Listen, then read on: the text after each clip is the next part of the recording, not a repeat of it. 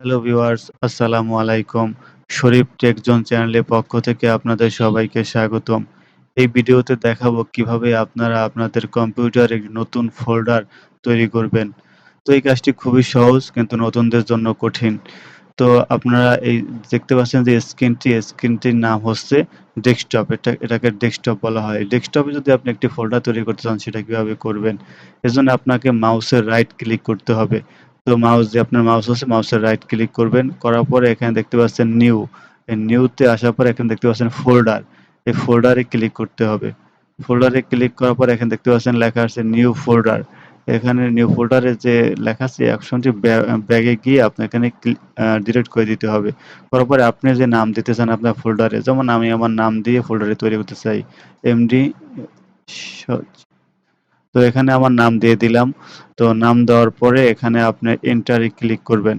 এন্টারে click করার পর দেখতে পাচ্ছেন আমার নামে একটি ফোল্ডার তৈরি হয়ে গিয়েছে।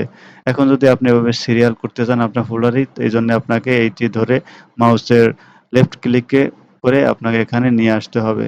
যেমন দেখতে পাচ্ছেন আমার একটি ফোল্ডার তৈরি হয়ে গিয়েছে। তো এখন আপনি দেখালাম ডেস্কটপে আপনার ফোল্ডার তৈরি করা। এখন যদি আপনি সাব ফোল্ডার তৈরি করতে চান, সাব ফোল্ডার বলতে একটি ফোল্ডারের ভিতরে আরেকটি ফোল্ডার যদি করতে চান সেটা কিভাবে করবেন? এজন্য আমি দেখাচ্ছি দিস পিসিতে যান। দিস পিসিতে যাওয়ার পরে এখানে দেখাচ্ছে আমি 3D অবজেক্টে গেলাম।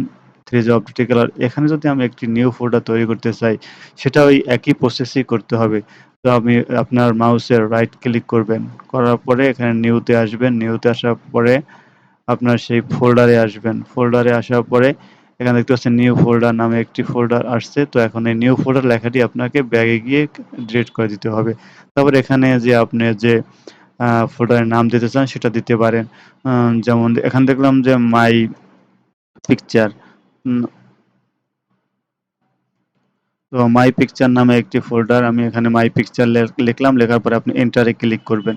এন্টারে ক্লিক করার পরে এটা আপনার একটি ফাইল হয়ে গিয়েছে। Sub file. ফাইলের ফোল্ডারের ভিতরে ফোল্ডার হয়ে গেল। তো আপনারা এভাবেই আপনারা ফোল্ডার তৈরি করতে পারবেন।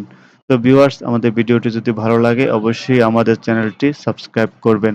ধন্যবাদ।